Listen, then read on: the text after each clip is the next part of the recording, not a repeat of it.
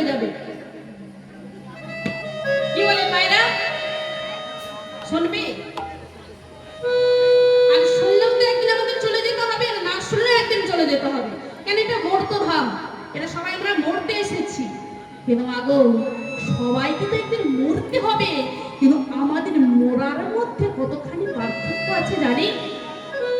হরিনাম শুনে কেউ যদি মারা যায়, আর হরিনাম না শুনে যদি কেউ মারা যায়, তার কতখানি পার্থক্যটা একটু ছোট্ট করে শুনে নিন। ও মায়েরা, আপনারা বিড়াল দেখেছেন তো? বিড়াল দেখেছেন তো? একটা মা বিড়াল বাচ্চা দেয় কোথায় বলুন তো? একটা গোপন জায়গায়, অন্ধকার জায়গায়, সেখানে যেন কেউ না যেতে পারে। তাই এবার বলুন, ওই মা বিড়াল যখন বাচ্চাগুলোকে এক জায়গা থেকে যখন আরেক জায়গায় নিয়ে যায়, কেমন করে নিয়ে যায়? কোলে করে এক জায়গা থেকে আরেক জায়গায় ঢুকে দেয়, তাই তো? কি বা, তাই তো? ঠিক বলেছি?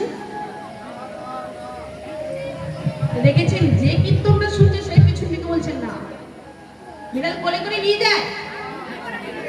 তাহলে আমি যদি না বলেছি, আপনারা কান্নাচ্ছেন কেন?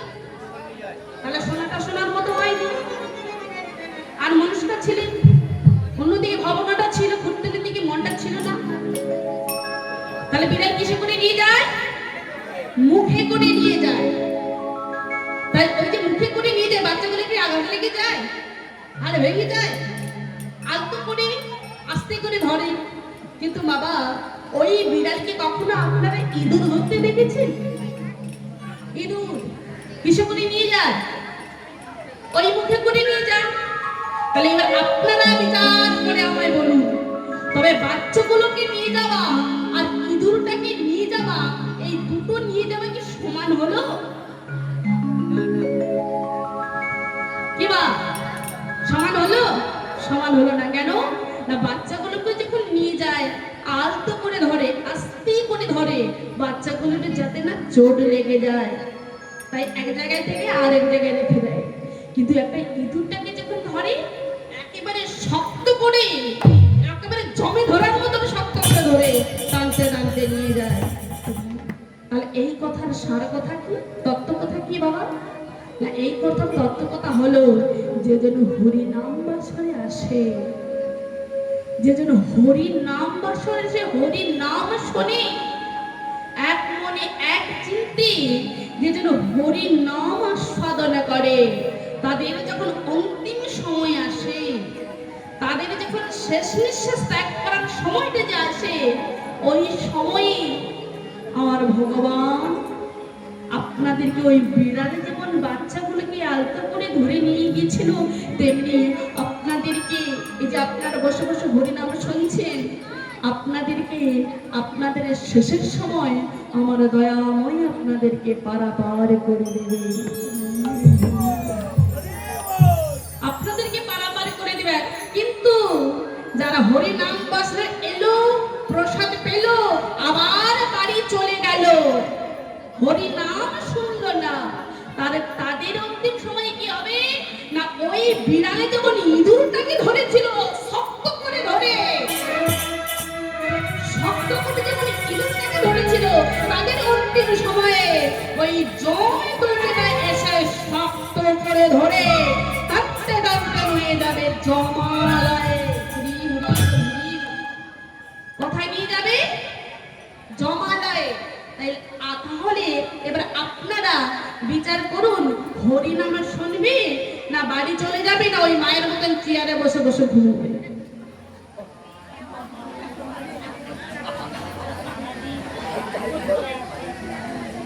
বলুন, কি করবেন আপনারা?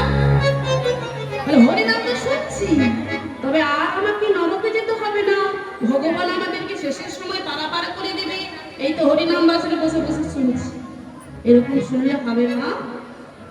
কি বলেন? এইভাবে শুনলে হবে? এইভাবে শুনলে কোনোদিন ভগবান কৃপা তো পারাপার করা তো দূরের কথা, কৃপাটুকু আমাকে করবে না। তাহলে কৃপা পাওয়া তো সহজ কথা নয়, কষ্ট করলেই তো কেষ্ট মিলবে। হ্যাঁ, সারাদিন মজুর খাটলে তবে 300 টাকা দেবে, এমনি 300 টাকা দেবে না মা। তাহলে 300 টাকাটা রোজগার করতে কত কষ্ট, কত যন্ত্রণা পেতে হয়, কত ঘাম ঝরাতে হয়। তাহলে ভগবানের কৃপা পেতে হলে কি কষ্ট করতে হবে না? এত ঘাম ঝরাতে হবে না, এত কঠোর পরিশ্রম করতে হবে না। কি বললেন? একবার কৃষ্ণ নামে, ও একবার কৃষ্ণ নামে যত পাপ হরে, যত পাপ হরে, যত পাপ হরে, পাপীর কি সাধ্য তত পাপ করে, তত পাপ করে। ভগবান কি বললো? তোমাকে এত কষ্ট করতে হবে না আমার কৃপা পাওয়ার জন্য। ওরে কলিভক্ত মানুষ, ওরে কলির জীব, আমার কৃপা পেতে হলে এত ঘাম ঝরাতে হবে না তোদেরকে। কেন? আমি যে করুণাময়, আমি যে দয়াময়। ওরে আমার কৃপা পেতে হলে তোরে একবার বল বদল ভরে হরি বল। ভগবান শ্রী চৈতন্য মহাপ্রভু নিজ মুখে বলেছে, প্রভাত কালে কৃষ্ণ নাম পূর্ণ হবে মনস্কাম, বদন ভরে বলো একবার হরি বল, হরি হরি বল, হরি বল। প্রভাত কালে কৃষ্ণ নাম পূর্ণ হবে মনস্কাম, বদন ভরে বলো রে একবার হরি নাম। তাহলে প্রভাত কালে কৃষ্ণ নাম, প্রভাত কালটা কখন? হ্যাঁ, আমাদের জীবনের সকালকাল। কখন জানি? শিশুকাল। এই শিশুকালটা হলো আমাদের সকালকাল। তাই এই সকালে কালে যদি আমরা হরিভজনটা না করি, বাবা হরিভজনটা না করি, তাহলে ওই সন্ধে কালে গিয়ে মানে ভক্ত কালে গিয়ে আমাদের কি স্মরণ আরো থাকবে হরি বল বলার জন্য? থাকবে? হবে না। তাহলে একটা ছোট্ট উদাহরণ দিচ্ছি, শুনুন। একটা শাখা বিক্রেতা শাখা বিক্রি করতে পারে পারে। এখন যখন দোকান হয়ে গেছে, অনেক জায়গায় হাটে বাজারে শাখা দোকান বসে, তৎকালীন যুগে ওই শাখা দোকান ছিল না, ওই ঝুড়িতে করে শাখা বিক্রি করতে যেত। তাই একটা এই ধরুন এই বাবুর মতন একটা বাবু শাখা বিক্রি করতে যেত, ওই ঝুড়িতে নিয়ে সব সময় এই সকাল থেকে সন্ধ্যে পর্যন্ত আকাদা বাবু শাখা নেবে, আমার কাছে ভালো ভালো শাখা আছে, কেউ শাখা নেবে, এই বলে গ্রামে গ্রামে ঘুরে বেড়াতো। কিন্তু ঘটনা হবে কি জানো?